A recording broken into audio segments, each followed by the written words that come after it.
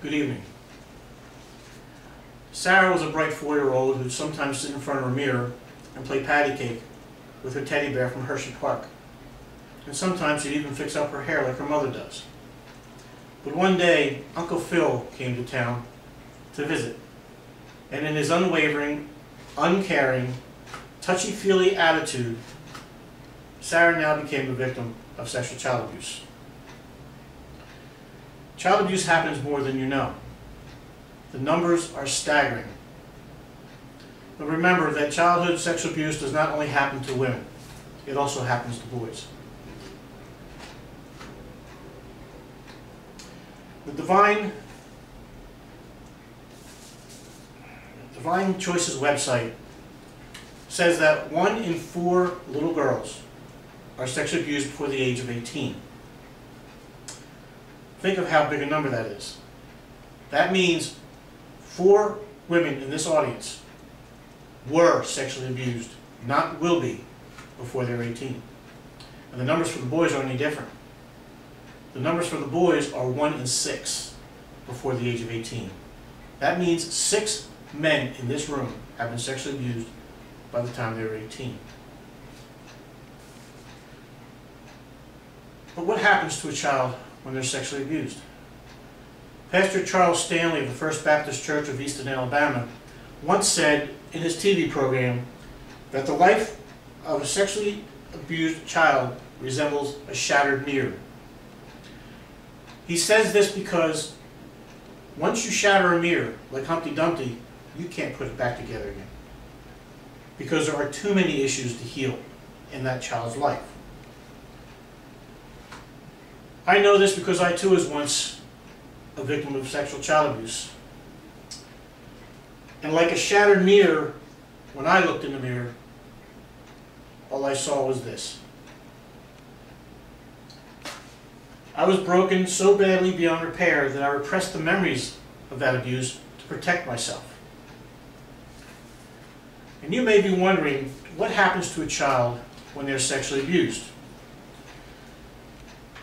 It is said that sexually abused children tend to remain at the emotional age they were when they were first abused. That means these children are called adult children because they grow up to become adults, but their emotional state is the mind of a child. So mentally they can't function in this world because to them the world is not normal. In fact, in his book, Victims No Longer, Mike Lew states that there are 65 after effects of being sexually abused as a child. And until these effects are dealt with, the child will grow into adulthood not knowing that they're living a lie. These after effects include a lack of trust, fear of adults, loss of childhood memories, which is a condition I suffer from. But now I want to ask you a question. Would you give an adult with the mind of a child a job, a car payment, a mortgage, a wife, children? I would say that your answer would be no. But that is what 1 out of every 4 and 1 out of every 6 men and women are doing in their lives right now. These numbers indicate that most of our population is living not only way beyond their financial means, but way beyond their emotional means. Unaware that they're doing so because they believe of a lie that they were given when they were first attacked. But how does Sarah overcome these effects? In my case, it took an intervention from Jesus Christ to pull me out of these, to give me value and to show me that I mean something to him and someone else. But there are those like Sarah, unfortunately, who, living a lie, tend to take their own lives because they don't know how to deal with the pain. But I once heard it said from someone, said, wonder who the lucky ones are. Those who committed suicide and got out of their pain the easy way, or those that suffered through it and got out of it the hard way and found freedom and success prayerfully in Jesus Christ. In conclusion, I just want you to know that this topic is huge. I could talk for hours with you about all the after effects and what they mean to a child that grows into an adult. But since I don't have that time, I want to remind you that around you, there are many people, men and women, that have been sexually abused as children that do not know it.